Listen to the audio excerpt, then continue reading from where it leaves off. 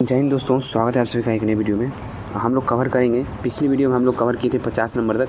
अब हम भी जो है हम लोग कवर करेंगे 51 नंबर से लेकर 100 नंबर क्वेश्चन तक। ठीक है, हम लोग सेट नंबर 3 कवर कर रहे हैं, उसी बुक का जिस बुक का आप सभी को इंतजार रहता है और बहुत अच्छा सपोर्ट भी मिल रहा है। इसी प्रकार सपोर्ट बनाए रहिए, तो जितना अच्छा सपोर्ट मिलेगा उतना ज़्यादा अब वीडियो आप लोग को जल्द से जल्द मिलते जाएगा। ठीक है, चलिए स्टार्ट करते हैं। क्वेश्चन नंबर 51, टाइम वेस्ट नहीं करना है किसी भी चीज़ में। निम्नलिखित में से कौन अमिश्रणीय द्रव्यों को अलग करने की एक विधि है? तो अमिश्रणीय द्रव्यों को अलग करने की एक विधि जो है वो हो जाएगा प्रभाजी आसवन। क्या हो जाएगा? प्रभाजी आसवन विधि। प्रभाजी आसवन विधि के द्वारा उन मिश्रित द्रव्यों का पृथक्करण किया जाता है जिनके क्वथनांक में बहुत कम अंतर होता है। जिनके क्वथनांक में जो है बहुत कम अंतर होता है उसे जो है प्रभाजी आसवन द्वारा अलग किया जाता है। दूसरे शब्दों में द्रव्यों के क्वथनांक एक दूसरे के समीप होते हैं। भूगर्भ से निकाले गए खनिज तेल से शुद्ध पेट्रोल, डीजल, मिट्टी का तेल आदि इसी विधि द्वारा पृथक किया जाता है। जितने भी भूगर्भ से निकाला जाता है पेट्रोल, डीजल, मिट्टी का तेल, ये सभी जो है प्रभाजी आसवन विधि द्वारा ही पृथक किया जाता है।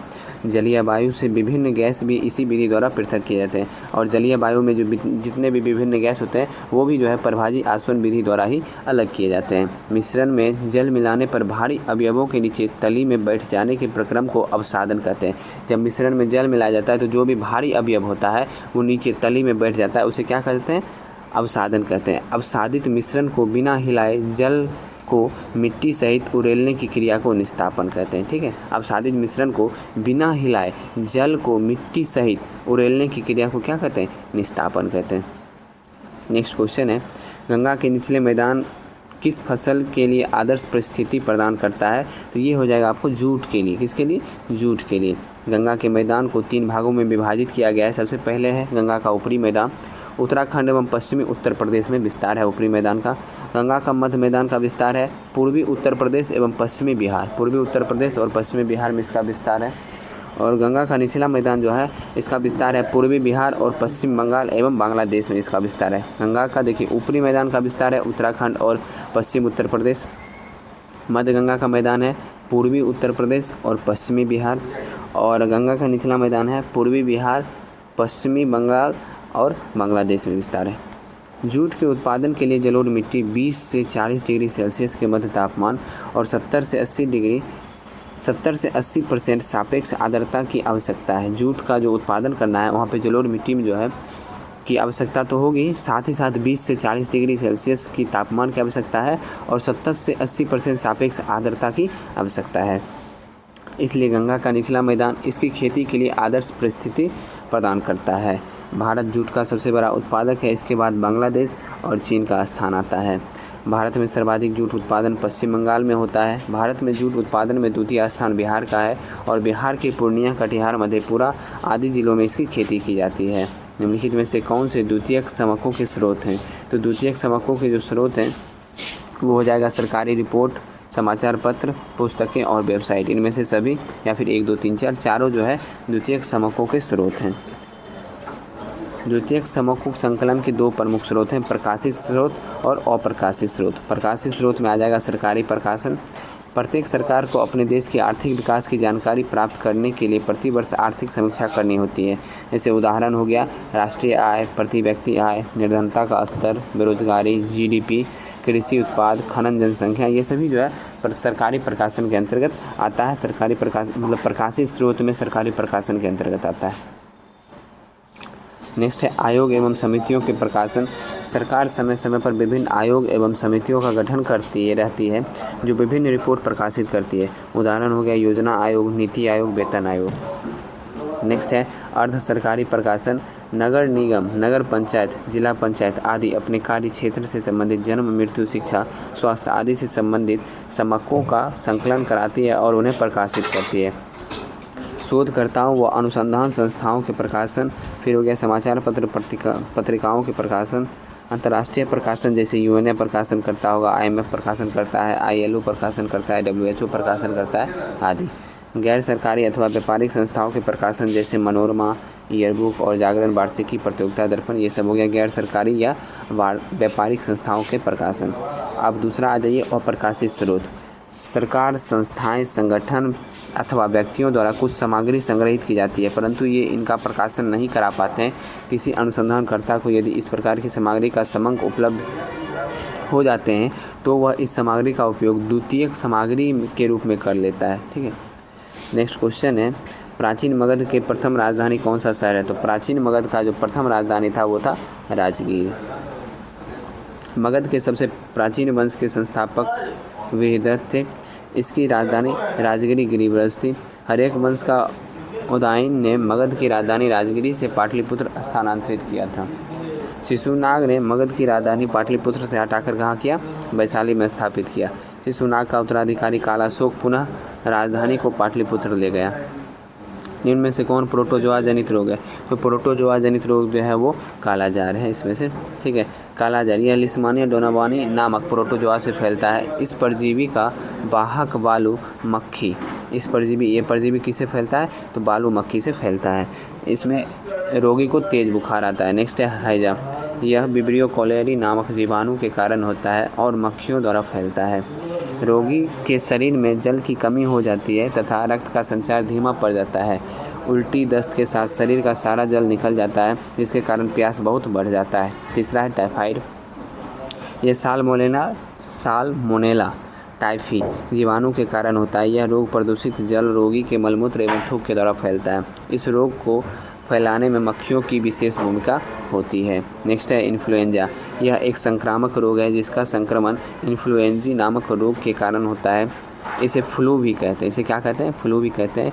इस रोग का आक्रमण होने पर सिर और पूरे शरीर में जोरों का दर्द, सर्दी, खांसी और तेज ज्वर आदि लक्षण प्रकट होते हैं।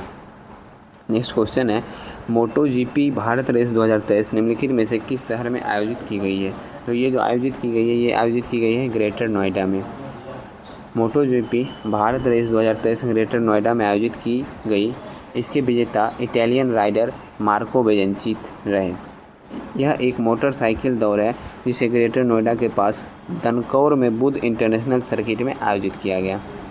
नेक्स्ट है, वायु में ध्वनि तरंगें विचरण करती है। तो वायु में ध्वनि तरंग जो है केवल अनुदैर्घ्य तरंग के रूप में विचरण करती है। ध्वनि तरंगें यांत्रिक अनुदैर्घ्य तरंगें होती है। यांत्रिक होने के कारण इन्हें संचरण के लिए माध्यम की आवश्यकता होती है। चूँकि ये अनुदैर्घ्य तरंगें हैं अतः ये सभी माध्यम ठोस, द्रव, गैस में संचरण करती है। किसी माध्यम का ताप बढ़ने से उसमें ध्वनि की चाल बढ़ जाती है। अगर किसी माध्यम का ताप बढ़ेगा तो ध्वनि की चाल क्या हो जाएगा? बढ़ जाएगा। वायु का ताप 1 डिग्री सेल्सियस बढ़ने पर वायु में ध्वनि की चाल 0.61 मीटर प्रति सेकंड बढ़ जाता है। इसे ध्यान रखिएगा, बहुत इंपॉर्टेंट है। अगर वायु का जो है ताप 1 डिग्री सेल्सियस बढ़ेगा तो वायु में ध्वनि की चाल जो है 0.61 मीटर प्रति सेकंड बढ़ जाएगा। ताप समान रहने पर गैसों में ध्वनि की चाल पर दाब का कोई प्रभाव नहीं पड़ता है। जब ताप समान रहेगा तो गैसों में ध्वनि की चाल पर कोई प्रभाव नहीं पड़ेगा। गैसों में ध्वनि तरंग का वेग न्यूनतम होता है। हवा में ध्वनि तरंग का वेग 0 डिग्री सेल्सियस पर 332 मीटर प्रति सेकंड होता है। भिन्न भिन्न गैसों में ध्वनि की चाल भिन्न भिन्न होती है। हल्की गैस में ध्वनि की चाल ज़्यादा तथा भारी गैस में कम होती है। नेक्स्ट क्वेश्चन है, भारत में रक्षा मंत्रालय द्वारा माइक्रोसॉफ्ट ऑपरेटिंग सिस्टम को बदलकर कौन सा ऑपरेटिंग सिस्टम लेने जा रहा है? तो भारत जो है रक्षा मंत्रालय द्वारा माइक्रोसॉफ्ट ऑपरेटिंग सिस्टम बदल कर लेने जा रहा है माया। क्या लेने जा रहा है? माया नामक ऑपरेटिंग सिस्टम जो है वो लेने जा रहा है। माया ऑपरेटिंग सिस्टम 2021 में DRDO द्वारा विकसित एक ऑपरेटिंग सिस्टम है जिसमें 15 अगस्त 2023 के बाद लागू किया गया था। यह रक्षा मंत्रालय के कंप्यूटर के लिए सुरक्षा की भ्रामक परतें बना सकता है, उन्हें साइबर हमलों में छिपा सकता है या विदेशी देशों द्वारा ऑनलाइन खतरों के खिलाफ बाधा के रूप में कार्य करने के लिए चक्रव्यूह नामक एक अंतिम बिंदु पहचान और सुरक्षा प्रणाली द्वारा संचालित है। नेक्स्ट क्वेश्चन है, वर्ष 2011 में भारत में किस केंद्र शासित प्रदेश में लिंगानुपात न्यूनतम रहा है? तो किस केंद्र शासित प्रदेश का पूछ लिया तो ये हो जाएगा दमन और दीव। तो ये हो गया दमन और दीव, जहाँ पर लिंगानुपात जो है न्यूनतम रहा है। 2011 की जनगणना के अनुसार सर्वाधिक लिंगानुपात वाला केंद्र शासित प्रदेश कौन सा हो जाएगा? पुदुचेरी, जहाँ पे 1037 महिलाएं प्रति 1000 पुरुष हैं। लिंगानुपात में द्वितीय स्थान लक्षद्वीप का है 947। न्यूनतम लिंगानुपात वाले केंद्र शासित प्रदेश में दमन द्वीप है जो 618 महिलाएं प्रति 1000 पुरुष। सर्वाधिक लिंगानुपात वाले 5 राज्य केरल 1084, तमिलनाडु 996, आंध्र प्रदेश 993, मणिपुर 992, छत्तीसगढ़ 991। ठीक है, न्यूनतम लिंगानुपात वाले 5 राज्य: हरियाणा 879, जम्मू कश्मीर 889, सिक्किम 890, पंजाब 895 और उत्तर प्रदेश 912। कमेंट में बताइएगा बिहार का लिंगानुपात कितना है। नेक्स्ट क्वेश्चन आ गया, त्रिज्या ए तथा ऊंचाई बी वाले एक लंबवृत्तीय बेलन के वक्रीय सतह का क्षेत्रफल। सीधा सीधा ये क्वेश्चन पूछ रहा है कि बेलन के वक्रीय सतह का क्षेत्रफल क्या होगा। तो फॉर्मूला आपको याद ही होगा, 2π/ab। क्या होगा? 2π/ab। नेक्स्ट है, बहुत ठंडे मौसम में SN निम्न में से किस कारण से पाउडर में बदल जाता है। ये जो है कि कम तापमान पर SNO के निर्माण के कारण, कम तापमान पर SNO के निर्माण के कारण। टीन के ऑक्सीकरण के कारण सर्दियों में टीन ढाल पाउडर में परिवर्तित हो जाता है। SN+2O2 जब विक्रिया करता है तो SNO2 बन जाता है। नॉर्वे शतरंज ब्लिट्ज टूर्नामेंट में किस भारतीय शतरंज खिलाड़ी ने मैग्नस कार्लसन को हराया था। ये हराए थे डी गुकेश। इससे पहले कार्तिकेयन मुरली, पेंटाला हरिकृष्णा तथा विश्वनाथन आनंद आदि ने मैग्नस कार्लसन को हराया है। विश्वनाथन आनंद ग्रैंड मास्टर बनने वाले पहले भारतीय खिलाड़ी हैं तथा आर प्रज्ञानंद सबसे कम उम्र के शतरंज ग्रैंड मास्टर हैं। पूर्ति के नियम के अनुसार एक वस्तु की कीमत एवं उसकी पूर्ति मात्रा के मध्य संबंध होता है कैसा। तो उसकी पूर्ति मात्रा के मध्य जो है धनात्मक संबंध होगा। पूर्ति का नियम मांग के नियम के ठीक विपरीत है। क्या है? मांग के नियम के ठीक विपरीत। पूर्ति एवं कीमत का संबंध धनात्मक होता है। पूर्ति और कीमत का संबंध कैसा है? धनात्मक है। जबकि मांग एवं कीमत का संबंध जो है वो ऋणात्मक होता है। जब किसी वस्तु की कीमत में वृद्धि होती है तब उस वस्तु की पूर्ति में वृद्धि की जाती है, और जब कीमत में कमी होती है तब उस वस्तु की पूर्ति को भी घटा दिया जाता है। इस प्रकार कीमत और पूर्ति के बीच सीधा संबंध है। परिभाषा जो है वाटसन क्या दिया था, देख लीजिए। पूर्ति का नियम यह बताता है कि अन्य बातों के समान रहने पर एक वस्तु की पूर्ति इसकी कीमत के बढ़ने से बढ़ जाती है और कीमत घटने से घट जाती है। नेक्स्ट है पूर्ति के नियम की मान्यताएं। संबंधित वस्तुओं की कीमतों में कोई परिवर्तन नहीं, उत्पत्ति के साधनों की कीमत स्थिर रहे, उत्पादन की तकनीक में कोई सुधार ना हो, क्रेता और विक्रेता की आय अपरिवर्तित हो, उत्पादक का उद्देश्य अधिकतम लाभ कमाना और इस उद्देश्य में कोई परिवर्तन नहीं हुआ है। तालिका और चित्र स्पष्टीकरण। प्रति इकाई कीमत। पूर्ति की कीमत 1 = 100, 2 = 150, 3 = 200, 4 = 250 और 5 = 300। और ये देखिए ग्राफ हो गया मांग और कीमत वक्र का। पूर्ति के नियम के अपवाद। अपवाद क्या है? ये बहुत ज़्यादा इंपॉर्टेंट है पूर्ति के नियम का, ठीक है। भविष्य में कीमतों के गिरने का भय, पूर्ति के नियम का ये अपवाद हो गया। मौसम का प्रभाव, नीलामी वस्तुओं के लिए लागू ना होना, दुर्लभ वस्तुओं के लिए पूर्ति वक्र सामान्य नहीं, पिछड़े देशों की श्रम पूर्ति में लागू ना होना। किसी खेत में क्रमवार नियोजित कार्यक्रम के अनुसार विभिन्न फसलों के उगाने को डैश कहते हैं, जिसे कहते हैं फसल चक्र। क्या कहते हैं? फसल चक्र। फसल चक्र मृदा प्रबंधन प्रणाली का एक महत्वपूर्ण भाग है। यह एक ऐसा कृषि प्रणाली है जिसके अंतर्गत फसलों का क्रमवार आवर्तन इस प्रकार किया जाता है जिससे एक फसल के कारण मृदा में होने वाले पोषक तत्वों की कमी तथा इसके फलस्वरूप उर्वरता की संभाव्य कमी की क्षतिपूर्ति की जा सके, जिससे मिट्टी की उर्वरता को कम किए बिना न्यूनतम निवेश के साथ अधिक से अधिक प्रतिफल प्राप्त किए जा सके। उदाहरण के लिए देखिए, गेहूं का फसल की कटाई के बाद गेहूं के खेत फलीदार फसलों का उगाना, जिससे गेहूं उगाने के कारण मृदा में होने वाले नाइट्रोजन फिक्सिंग के द्वारा पूरा किया जा सके।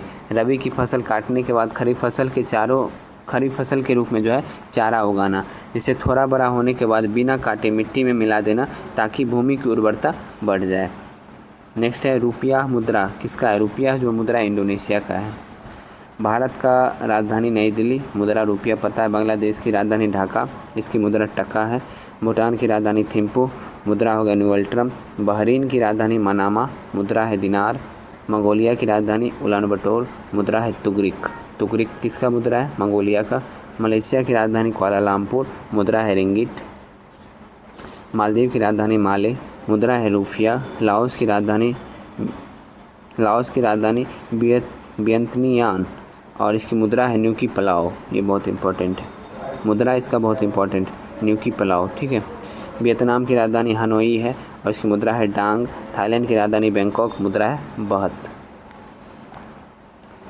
फिर से एक बार हम लोग इसको देख लेते हैं। भारत की राजधानी नई दिल्ली, मुद्रा हो गया रुपया। बांग्लादेश की राजधानी ढाका, मुद्रा हो गया टका। और फिर भूटान की राजधानी थिम्पू, मुद्रा है न्यूवल्ट्रम। बहरीन की राजधानी हो गया मनामा, मुद्रा है दिनार। मंगोलिया की राजधानी उलान बटोर, मुद्रा है तुगरिक। मंगोलिया की राजधानी क्या है? उलान बटोर, और मुद्रा क्या है? तुगरिक। मलेशिया की राजधानी कुआलालंपुर है, मुद्रा है रिंगिट। मालदीव की राजधानी माले है, मुद्रा है रुपया। मालदीव की मुद्रा क्या है? रुपया। मालदीव की मुद्रा क्या है? रुपया, ठीक है। और मलेशिया की मुद्रा रिंगिट है, मंगोलिया की मुद्रा तुगरिक है। लाओस की राजधानी है वियंतियान और मुद्रा है न्यू की पलाओ। मुद्रा क्या है? न्यू की पलाओ। वियतनाम की राजधानी हनोई, मुद्रा है डांग। वियतनाम की मुद्रा क्या है? डांग है और राजधानी क्या है? हनोई है। थाईलैंड की मुद्रा है बैंकॉक और राजधानी थाईलैंड की मुद्रा है बहत, राजधानी बैंकॉक है। कच्चा माल सम्मिलित किया जाता है, तो कच्चा माल जो है कार्यशील पूंजी में सम्मिलित किया जाता है। भौतिक पूंजी औजारों तथा मशीन में अत्यंत साधारण औजार किसान का दल से लेकर परिष्कृत मशीनें जैसे जनरेटर, टरबाइन, कंप्यूटर आदि आते हैं। औजार मशीनों और भवनों का उत्पादन में कई प्रकार के कच्चे माल की आवश्यकता होती है, जैसे बुनकर द्वारा प्रयोग किया जाने वाला सूत और कुम्हारों द्वारा प्रयोग किया जाने वाला मिट्टी। उत्पादन के दौरान भुगतान करने वाला जरूरी माल। देखिए इसका जो पॉइंट इधर लिखा हुआ है, मशीनों एवं भवनों का उत्पादन में कई वर्षों तक प्रयोग होता है और इन्हें अस्थायी पूंजी कहते हैं। और यहाँ जो पढ़ रहे थे कि उत्पादन के दौरान भुगतान करने तथा ज़रूरी माल खरीदने के लिए कुछ पैसे की भी आवश्यकता होती है। कच्चा माल तथा नगद पैसा को कार्यशील पूंजी कहते हैं। मतलब सीधा सीधा ये समझिए कि जितने भी मशीन का यूज करते हैं वो सब अस्थाई पूंजी हो गया, और जितने भी नॉर्मल चीज़ अगर खरीद के ला के यूज करते हैं उसे जैसे हो गया मिट्टी हो गया या फिर किसी प्रकार की चीज़ जो होता है जो कंटिन्यू खरीदना ही पड़ता है उसे कार्यशील पूंजी कहते हैं। व्यावसायिक बैंकों का मुख्य कार्य क्या है? तो व्यावसायिक बैंकों का मुख्य कार्य है जमा स्वीकार करना और ऋण देना। जमा स्वीकार करना, बैंक लोगों की बचत को जमा करता है और बैंकों के साथ हम 3 प्रकार के खाते खोल सकते हैं, जैसे बचत खाता, चालू खाता और सावधि खाता। दूसरा हो गया ऋण देना। बैंक का दूसरा मुख्य कार्य ग्राहकों को ऋण देना है।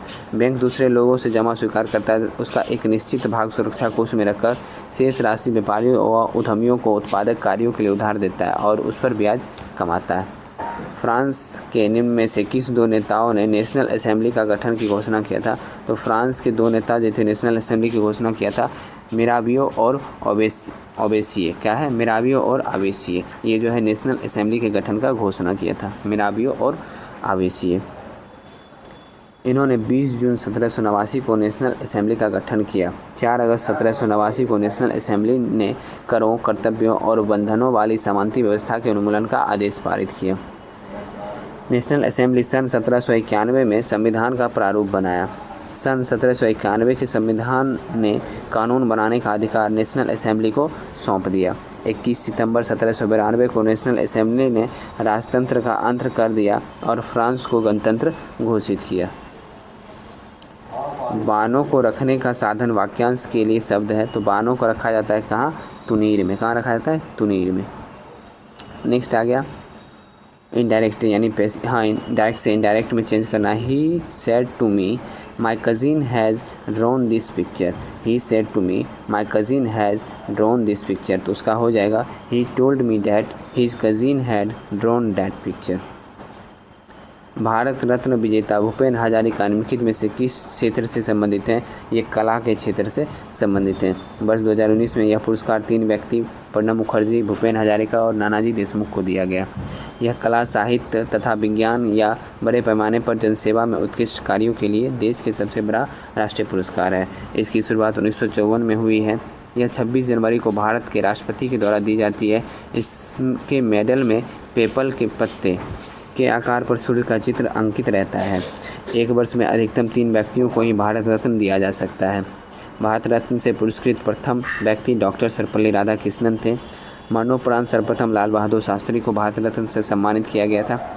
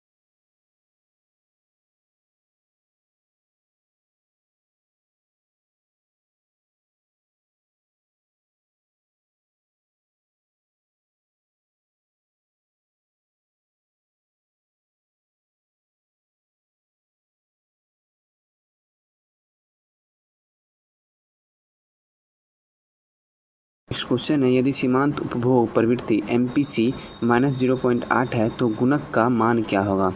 तो इसका जो फॉर्मूला होता है, नॉर्मल सा फॉर्मूला जान लीजिए गुणक निकालने का। तो ये 1/1 - MPC बस निकल जाएगा। हाँ, तो 1 हो गया और 1 - 0. यहाँ माइनस का कोई वैल्यू नहीं लिया जाएगा, ठीक है। तो 1 - 0.8 हो जाएगा 1/0.02 और पॉइंट हटाएंगे तो 100 ऊपर चला जाएगा और 2 से ही 50, यानी लगभग इसका आंसर 5 आ जाएगा। 1 - 0.8 करेंगे तो 0.2 आएगा, ना कि 0.02। तो पॉइंट हटेगा ऊपर 10 चला जाएगा, यानी 5 बार में, यानी आंसर इसका 5 आएगा।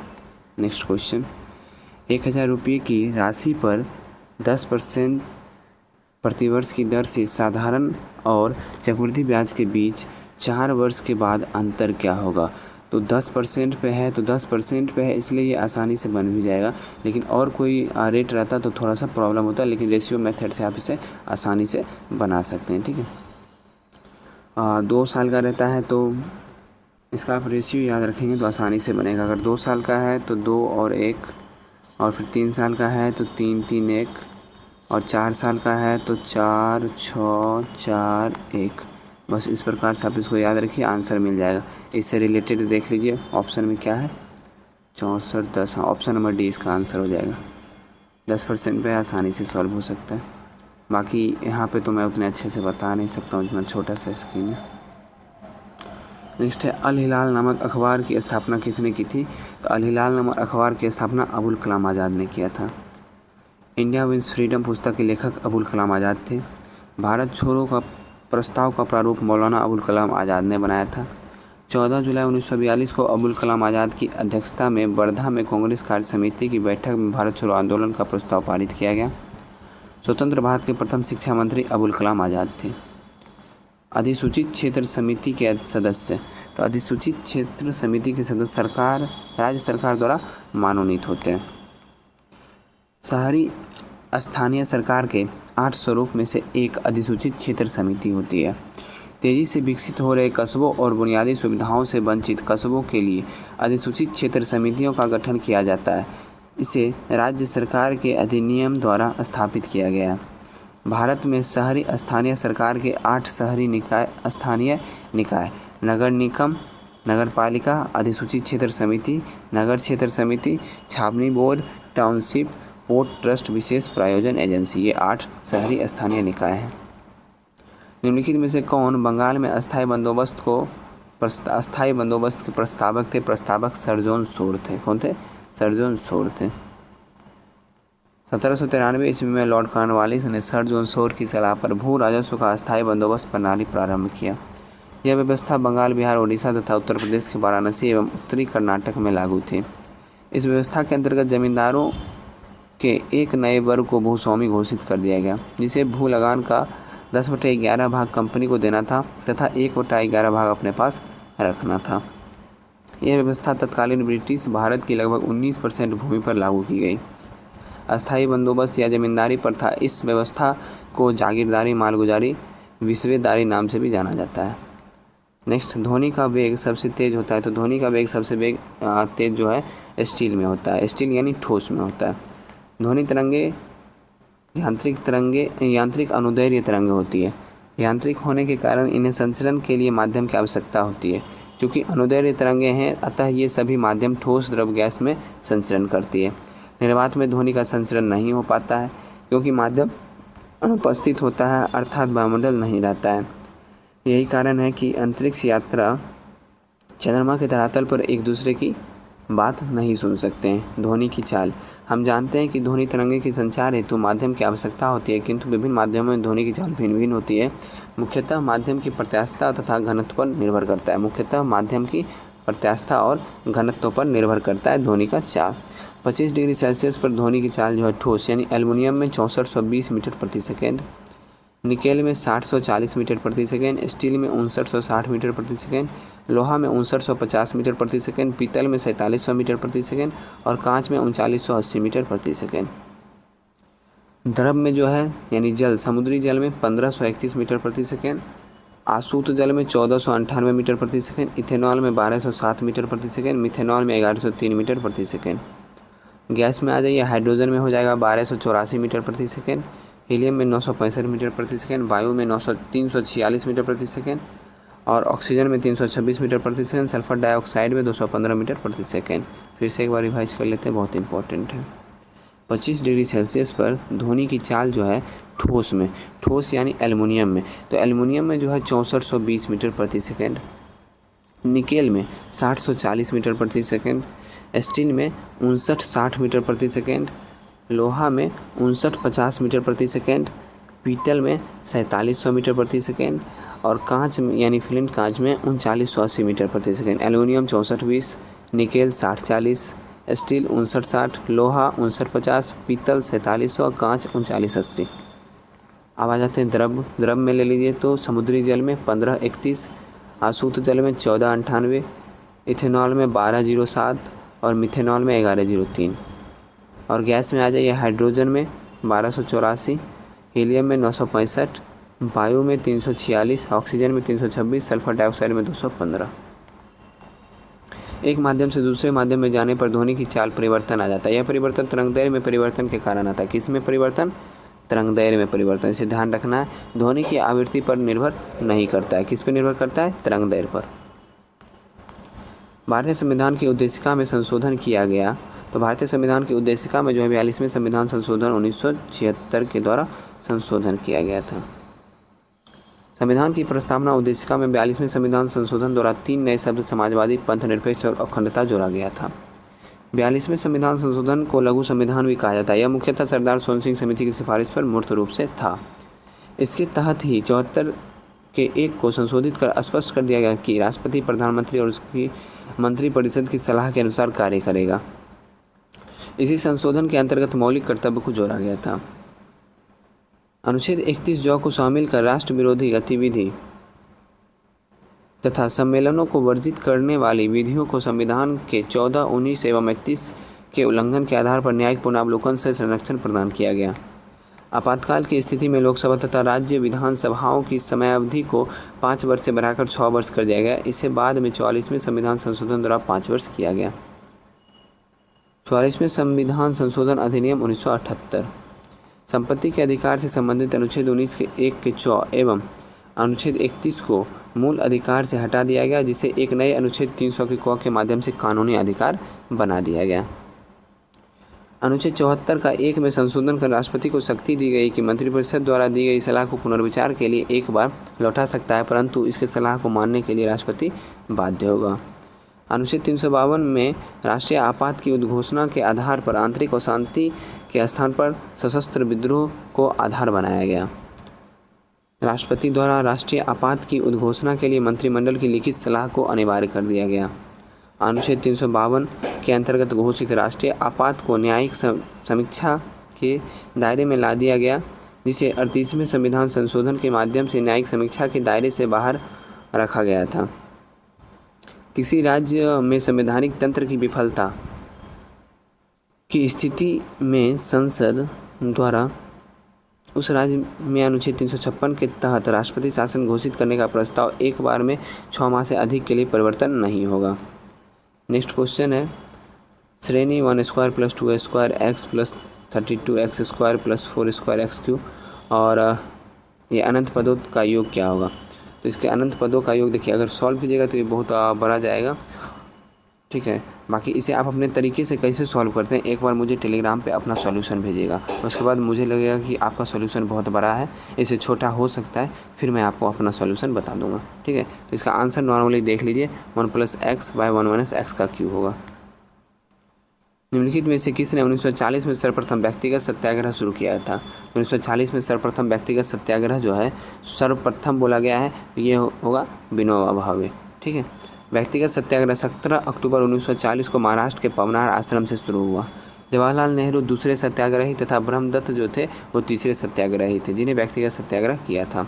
व्यक्तिगत सत्याग्रह 1940 में महात्मा गांधी द्वारा शुरू किया गया। इसे दिल्ली चलो 1941 में रूप दिया जाने लगा। नेक्स्ट है, निम्नलिखित जिलों में से कौन सा उत्तरी पश्चिमी जलोढ़ दोमट मिट्टी का भाग नहीं है? तो बिहार का पूर्णिया जो है उत्तरी पश्चिमी जलोढ़ दोमट मिट्टी का भाग नहीं है। पूर्णिया जिले उत्तरी पूर्वी जलोढ़ दोमट मिट्टी मैदान के अंतर्गत आता है। ठीक है, और ये आप देख लीजिए, ये हो गया पूर्णिया जिला, इधर ये साइड यहाँ पे पड़ता है पूर्णिया जिला जलोढ़ पूर्वी क्षेत्र।